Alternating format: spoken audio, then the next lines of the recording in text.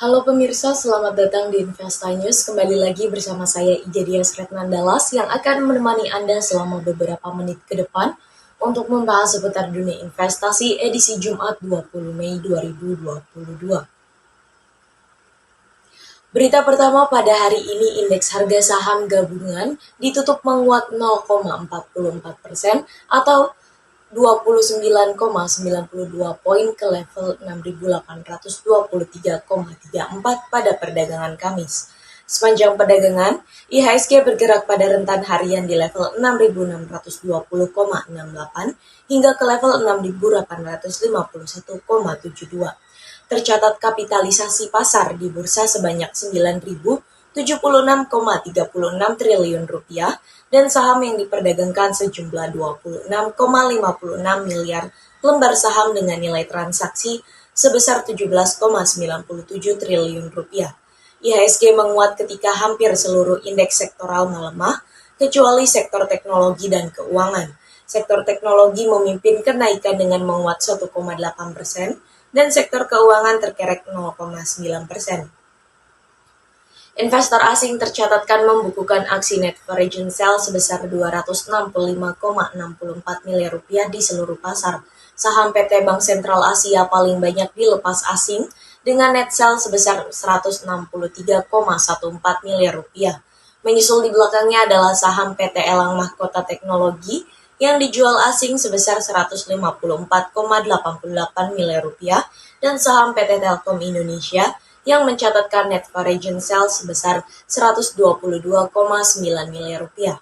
Di sisi lain, saham PT Bank Mandiri laris dibeli asing dengan net buy 92,32 miliar rupiah. Diikuti saham Vale Indonesia dengan net foreign buy senilai 75,76 miliar rupiah dan saham PT Bank Negara Indonesia sebesar 50,46 miliar rupiah.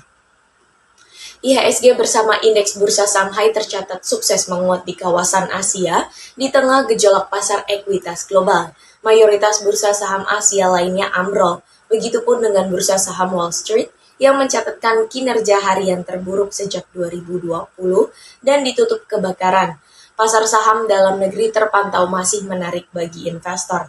Aliran dana asing sejak awal tahun menjadi faktor utama yang akan menahan koreksi dan menunjukkan bahwa investor asing menilai fundamental Indonesia masih baik. Berita selanjutnya datang dari proyeksi IHSG yang masih bertahan di zona hijau. Meski sempat merosot di sesi pertama, perdagangan IHSG akhirnya ditutup dengan penguatan 0,44% menjadi 6.823,33. Kendati begitu, para analis menilai penguatan IHSG belum benar-benar kokoh. Analis jasa utama Kapital Sekuritas Cheryl Tanuwijaya memperkirakan pada hari ini IHSG akan bergerak dalam rentang support 6.700 dan resisten di level 6.900. Menurut analisa Cheryl, pergerakan IHSG masih sangat terpengaruh oleh sentimen global. Salah satunya adalah data klaim pengangguran Amerika Serikat.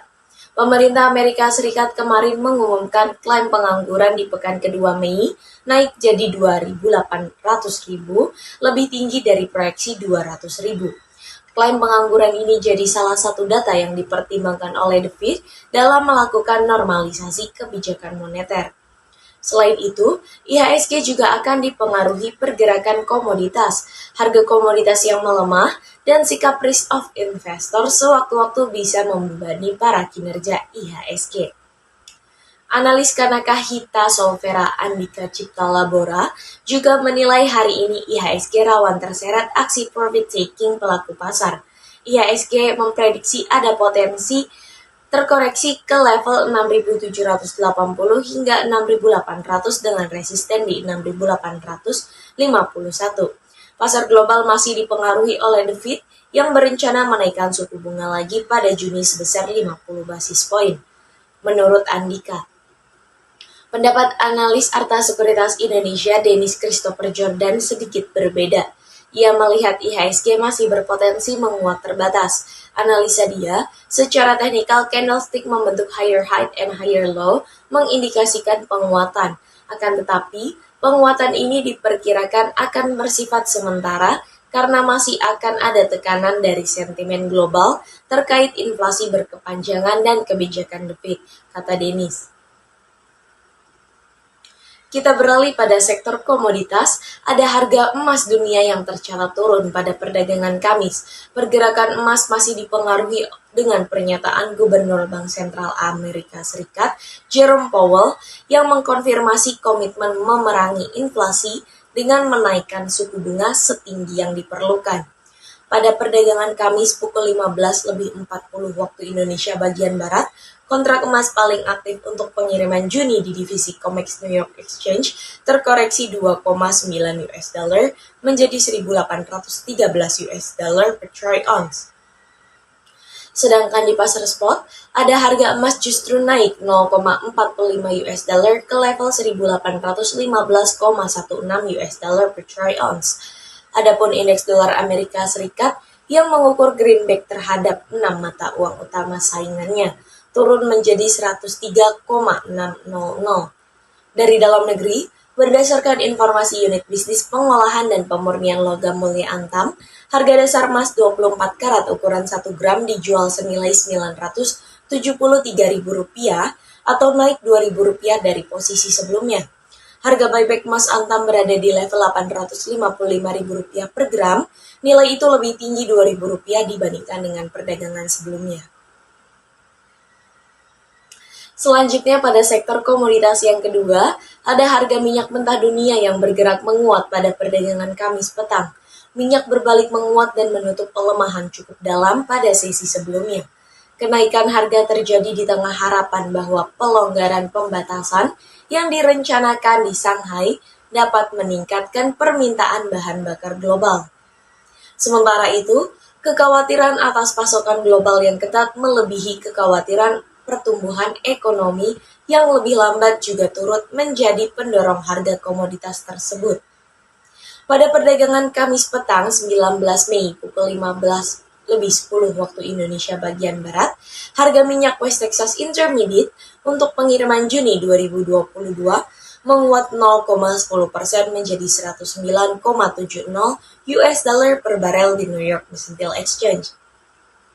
Harga minyak mentah Brent untuk pengiriman Juli 2022 menguat 0,61% menjadi 109,78 US dollar per barel di London Ice Futures Exchange.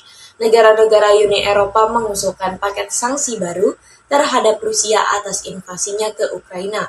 Larangan ini akan mencakup larangan total impor minyak dalam waktu 6 bulan. Akan tetapi, langkah-langkah tersebut belum dapat terwujud karena Hungaria menentang rencana tersebut. Di Cina, investor masih memantau rencana pelonggaran di kota terpadat di negara itu atau Shanghai. Pelonggaran pembatasan mulai 1 Juni dinilai dapat menyebabkan rebound permintaan minyak. Berita penutup kita pada pagi hari ini, kurs rupiah masih belum lepas dari bayang-bayang pelemahan. Meski begitu, ada peluang mata uang Garuda ini sedikit menguat. Alasannya, data ketenagakerjaan Amerika Serikat ternyata tak sesuai harapan. Kelompok ekonom Bank Permata Joshua Pardede mengatakan, pelaku pasar akan mencermati data klaim pengangguran. Kemarin, pemerintah Amerika Serikat mengumumkan angka klaim pengangguran mencapai 218.000. Ini lebih tinggi ketimbang konsensus proyeksi analis di 200.000 dan lebih tinggi ketimbang realisasi pekan sebelumnya 203.000.